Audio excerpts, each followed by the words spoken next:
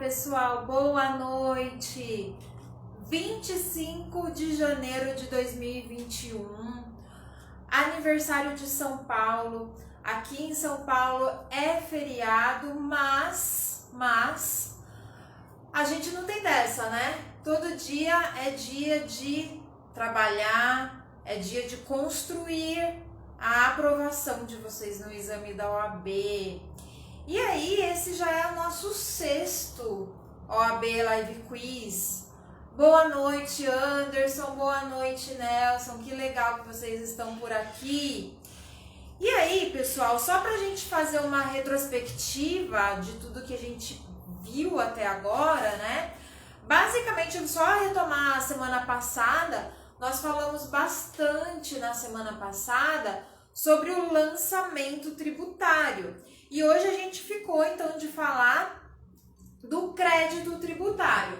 Só para reconstituir aqui essa espécie de linha do tempo da relação jurídica tributária. Boa noite, Anderson. Boa noite, Nelson. Só para a gente reconstituir essa linha do tempo, a gente até postou hoje, um pouquinho mais cedo, agora à tarde, aqui no feed da Sintaxe, uma espécie de linha do tempo ali da obrigação tributária, né? Até o momento ali do crédito tributário. Então, só para recapitular. Primeiro, o legislador cria os tributos e ali dentro da lei tributária nós temos o critério material. A gente tem ali a hipótese de incidência tributária. E quando eu falo de hipótese de incidência tributária, por que é uma hipótese? Porque é uma situação descrita abstratamente pelo legislador. A gente não sabe se vai acontecer, mas pode ser que aconteça. Então, você pode oferir renda, você pode se tornar proprietário de um veículo automotor e assim sucessivamente. Quando esses fatos acontecem, quando a gente sai da hipótese e vai para o fato, né? Aí a gente tem a obrigação tributária. Só que a obrigação tributária, ela precisa passar por um procedimento de formalização, que é o que a gente estudou semana passada, que foi o lançamento tributário. Olha quanta gente querida, Albeniza, Sandrinha, obrigada pela presença de vocês, gente. Então, só recapitulando, o lançamento tributário que a gente viu na semana passada vai formalizar o crédito tributário. Eu não vou retomar hoje aqui as modalidades de lançamento, né? Só para lembrar, a gente tem o lançamento direto, que é o lançamento de ofício, o lançamento misto e o lançamento por homologação. Caso você não tenha visto a OAB Live Quiz da semana passada, está salvo aqui no IGTV, ok? E hoje a gente chega então ao crédito tributário. Pessoal, o artigo 142 do Código Tributário Nacional fala que o crédito tributário é constituído por meio do lançamento, né? Então, quando eu falo do crédito tributário, eu estou falando da obrigação tributária que nasceu lá atrás, no dia que o sujeito passivo incorreu naquele fato descrito abstratamente na norma, né? E como a gente está falando de tributo, de direito tributário, a gente sabe que as obrigações, elas caminham para o final, elas tendem para o final. Só que antes desse final, antes do final da relação jurídica tributária, nós temos algumas variáveis. Esse crédito tributário que passou pelo lançamento, ele passou pelo lançamento para quê? Para que ele tenha certeza, exigibilidade, ou seja, para que eu saiba quem deve o quê, para quem e quanto, qual é o valor, qual é a base de cálculo, qual é a alíquota, né? E antes da extinção desse crédito tributário, nós temos algumas possibilidades. Nós temos a possibilidade da suspensão da exigibilidade do crédito tributário, temos a possibilidade da exclusão do crédito tributário, para lá na frente a gente ter, então, finalmente a extinção do crédito tributário. Dona Celice, querida, boa noite, Pedro, né? Então, essas possibilidades, a gente não vai falar de todas elas hoje, porque é um assunto extenso, só para a gente, então, aqui deixar bem firme os próximos 3 tópicos que a gente vai falar, tá?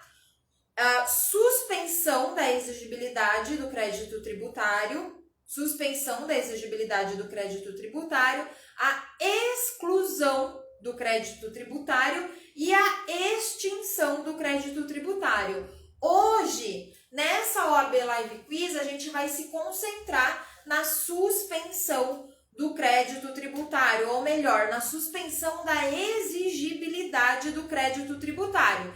Então, recapitulando, o crédito tributário é aquela obrigação tributária que já passou pelo lançamento, tá?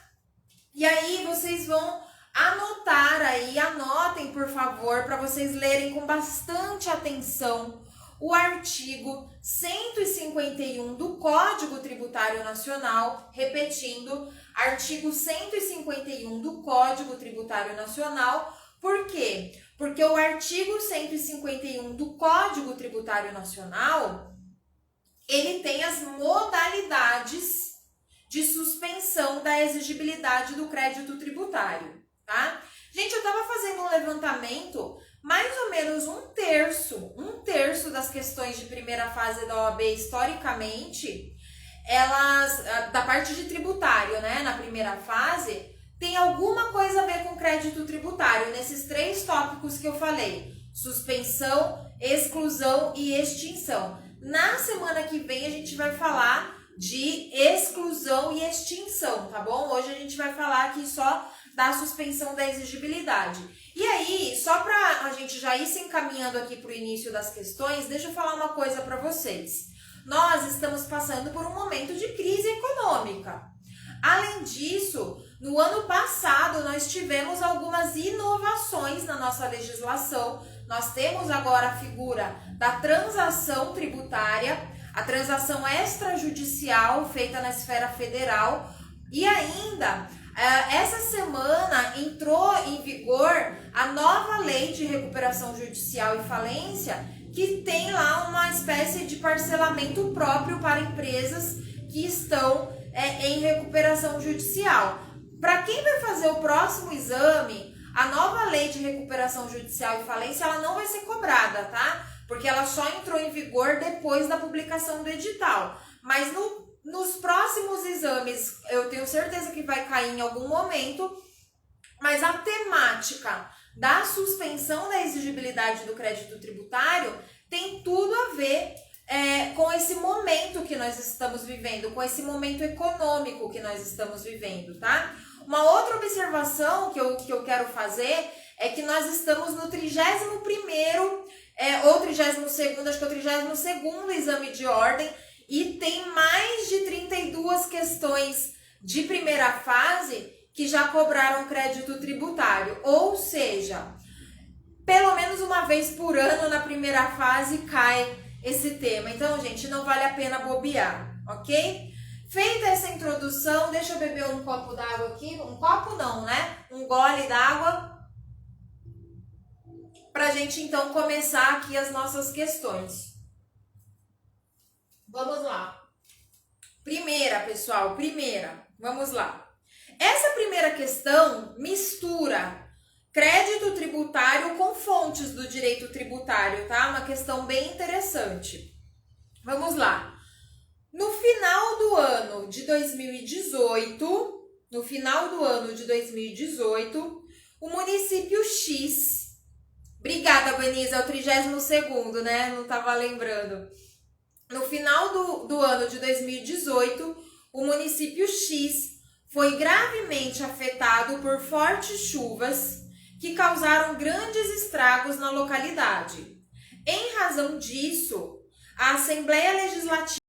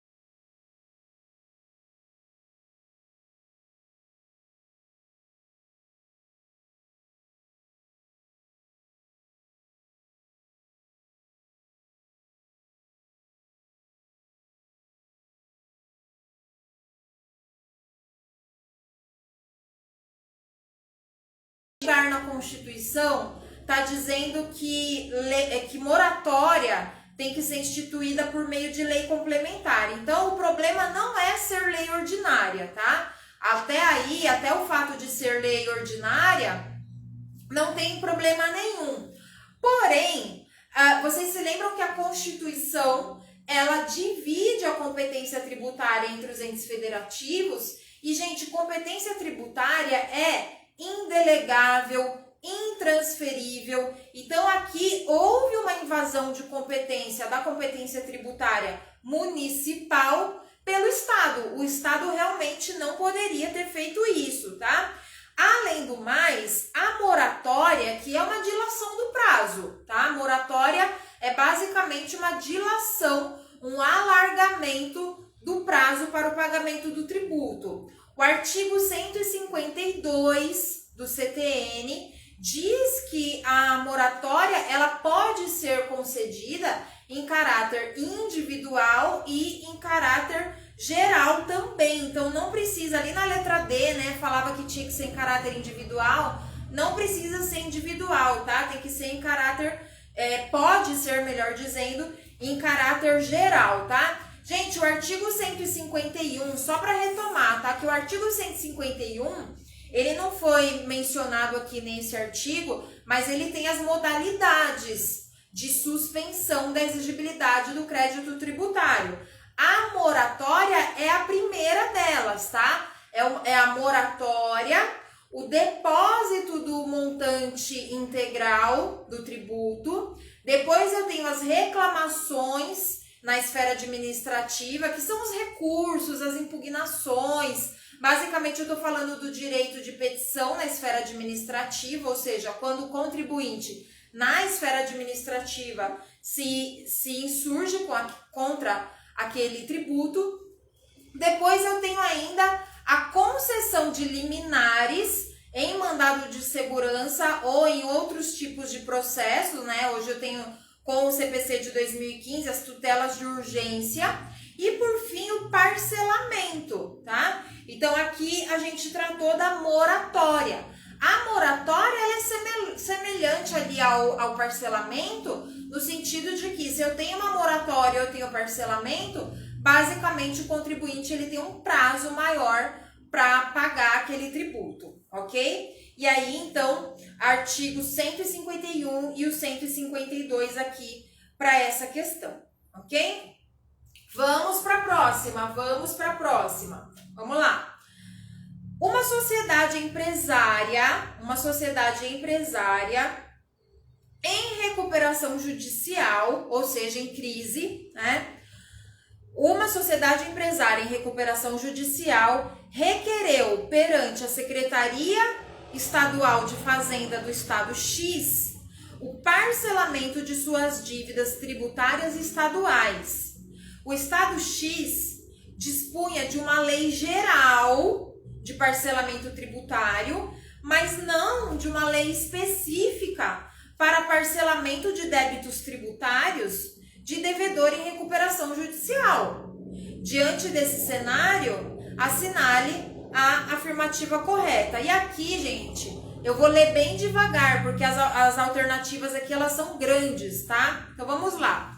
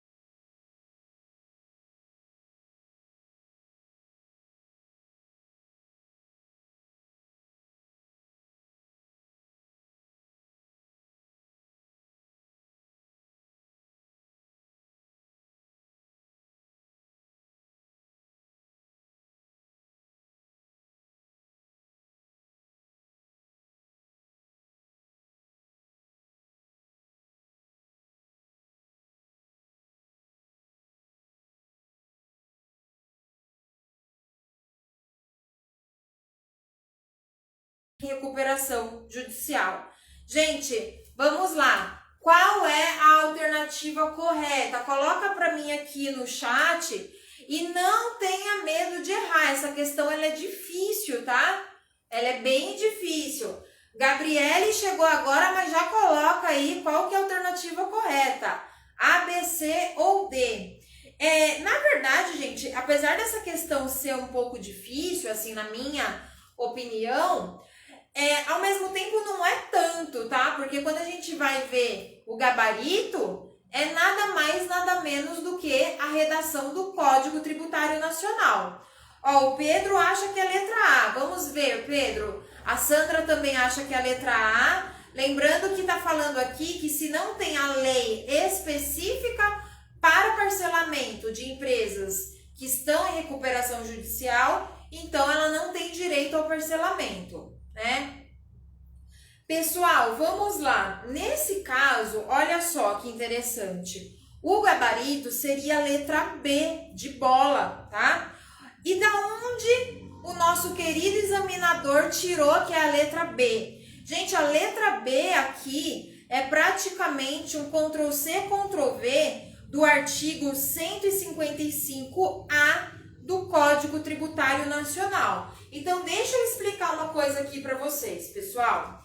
Parcelamento em matéria tributária depende de lei. Tem que ter uma lei prevendo esse parcelamento. Se eu estiver falando de tributos municipais, tem que ter a lei municipal prevendo parcelamento. Se eu estiver falando de tributos estaduais, tem que ter uma lei estadual prevendo parcelamento. Se eu estiver falando de tributos federais, aí a gente tem as leis federais que prevêem o parcelamento. No caso dos tributos federais, gente, tem a Lei 11.941, tem a Lei 10.522, não é só uma lei, tá? E aí, anotem por favor, para vocês lerem, artigo 155A, artigo 155A do Código Tributário Nacional, não é o 155, é o 155-A do Código Tributário Nacional, e o parágrafo 4º do 155A. O que diz aqui o 155A, parágrafo 4º? Gente, é praticamente a alternativa B, olha só. A inexistência de lei específica a que se refere o parágrafo 3º deste artigo importa na aplicação de leis gerais de parcelamento do ente da federação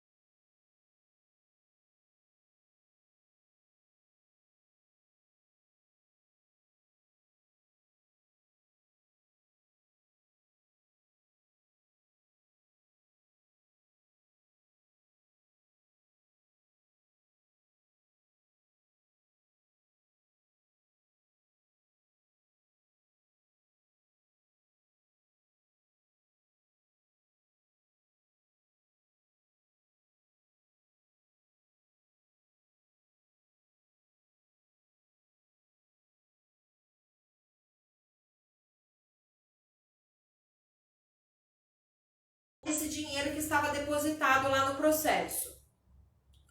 Letra C, o depósito prévio do montante integral produz os efeitos de impedir a propositura da execução fiscal, bem como evita a fluência dos juros e a imposição de multa. Letra D, caso o contribuinte saia vencido, caberá à Fazenda promover execução fiscal para fins de receber o crédito que lhe é devido. Querem que eu repita alguma, pessoal? Ou vocês já estão prontos para dar aqui o palpite? O que vocês me dizem? Letra A, B, C ou D? Letra A, B, C ou D? Palpites. Palpites. Algum, pessoal? Enquanto vocês vão pensando, eu vou colocando ali na lousa a resposta das outras questões, que eu até esqueci aqui. Me empolguei. Então, a letra A1 era a letra C. Tem que, esse negócio de escrever ao contrário, gente, tem hora que dá um nó na cabeça, viu? A Albeniza tá pedindo aqui para repetir a C. Vamos lá. A C fala assim, Albeniza. O depósito prévio do montante integral produz os efeitos de impedir a propositura da execução fiscal, bem como evita a fluência dos juros e a imposição de multa. Tá? Eu vou repetir tudo, vou voltar essa questão. Vamos lá, ó. José dos Anjos ajuiza ação anulatória de débito fiscal após realizar depósito do montante integral que busca a anulação. Então, gente, ele ajuizou uma ação anulatória e ele lá na ação anulatória depositou o valor do tributo, o montante aqui integral. Aí a alternativa A fala, o depósito prévio do montante integral é requisito de admissibilidade da ação ajuizada por José. Letra B, o depósito do montante, objeto de discussão judicial, poderá ser levantado caso José tenha seu pedido julgado procedente perante o juízo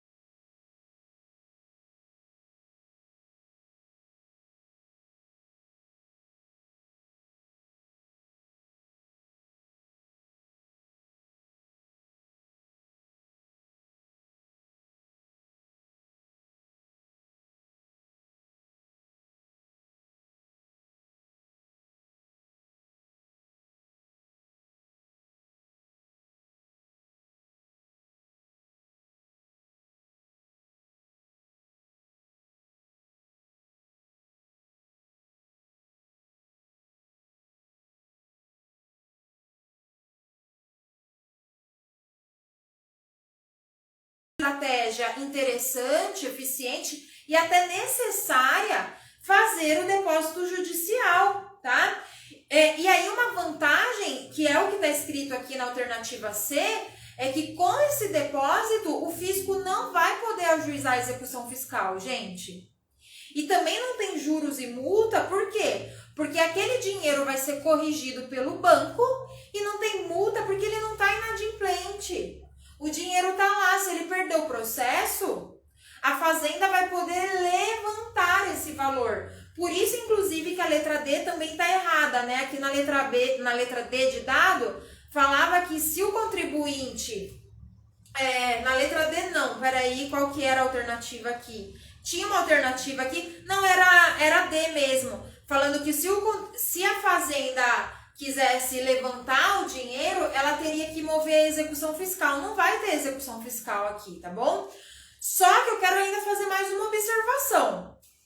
Se eu estiver falando de algum tributo que está em discussão por meio de uma ação judicial, não precisa ser anulatória não, tá? Pode ser até, por exemplo, um mandado de segurança preventivo. Se o contribuinte já ajuizou alguma ação e depositou o valor, o fisco ele pode fazer o lançamento, tá? Porque se ele não fizer o lançamento, daí pode ser que o crédito tributário seja extinto por conta do prazo decadencial.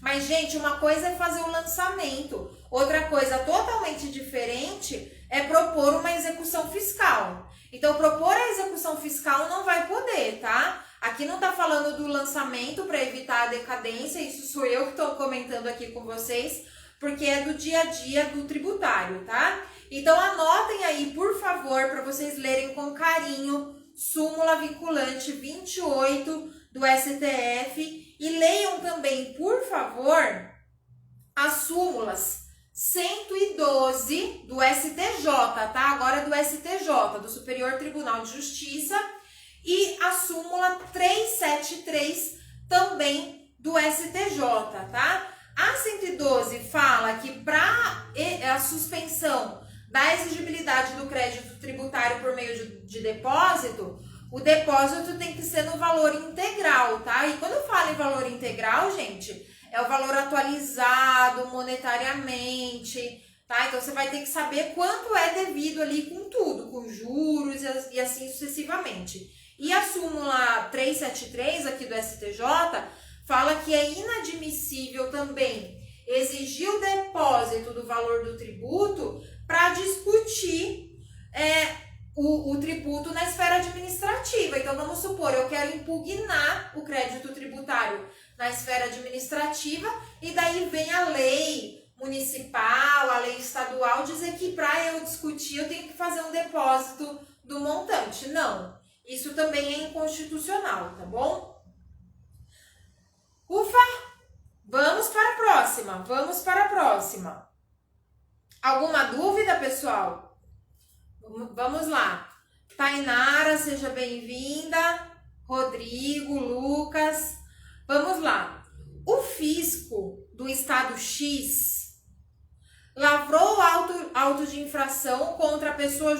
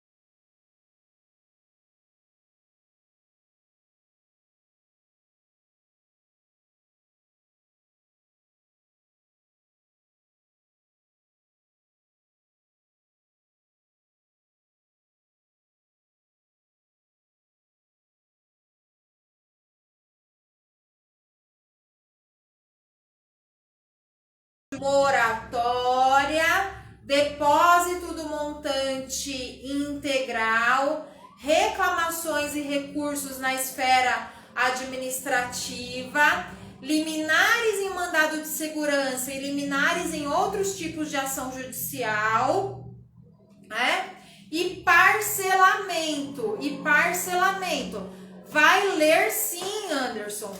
Vocês vão ficar com medo de pegar água na geladeira de madrugada e se deparar comigo perguntando: você já leu o artigo 151 do Código Tributário Nacional? Depois vocês vão me agradecer. Agora vocês podem ficar com medo de encontrar comigo de madrugada perguntando se vocês já leram o artigo 151 do CTN, né? É isso mesmo, Túlio. Vou aparecer lá de madrugada. Moratória, depósito, reclamação ou recurso, liminar, parcelamento. Vai ser assim, gente. Vai ter que entrar na cabeça. Porque bastava isso. Bastava ter lido o artigo 151 para acertar essa questão. Então, vocês não vão errar, porque eu não vou deixar. Não vou deixar. Vamos lá, pessoal. Próxima. Ó, deixa eu falar uma coisa para vocês. Geralmente, eu separo 5 questões. Tanto que eu fiz um pentágono aqui, né? Geralmente, eu separo 5 questões. Só que hoje eu separei 6. Por quê? Porque essas duas últimas questões que a gente vai ver agora aqui, vocês vão ver o seguinte: o examinador, ele foi repetitivo. Por isso que eu falo, gente, outro dia eu conversei com o aluno, falei: como é que você está estudando para o OAB? Ele falou: professora, eu tô lendo jurisprudência, tô lendo acórdãos. Eu falei: o quê? Que é isso? O que você está fazendo? É para você fazer questões. Abre o Vademecum e começa a ler os artigos e fazer questões. Você só vai para a jurisprudência, você só vai para a doutrina se for absolutamente necessário. Gente, é reta final. Tá na reta final. É dia 7 de março o próximo exame. Vocês não vão agora querer ficar lendo acórdão. Não é o momento, tá? Então, vamos lá.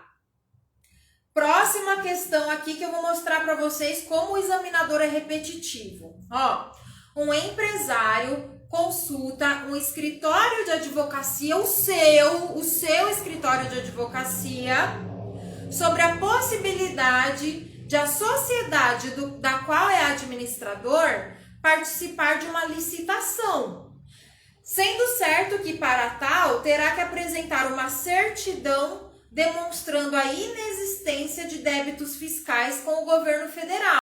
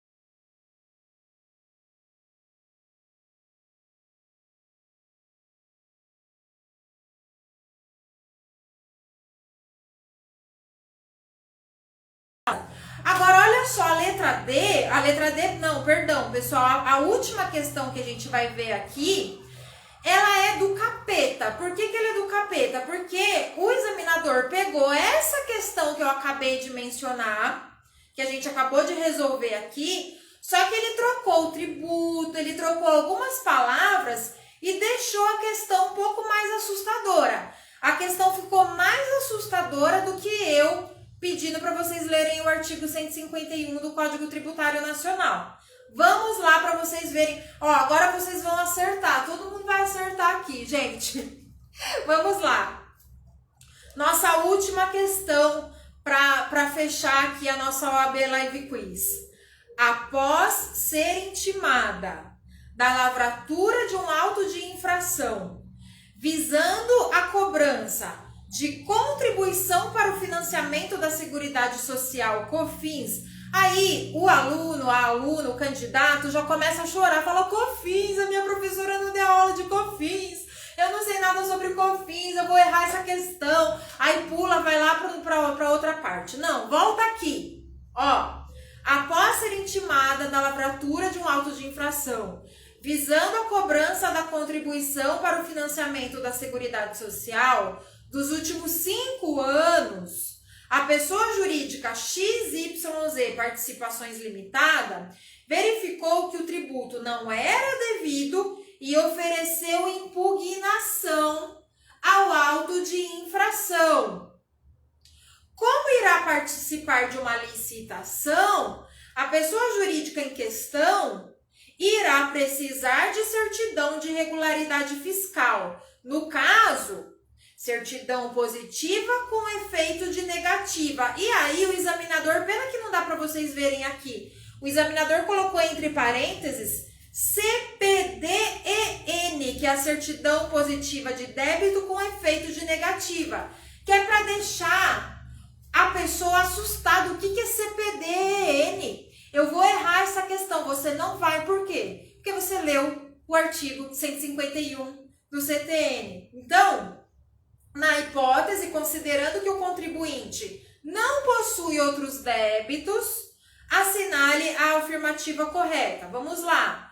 Letra A.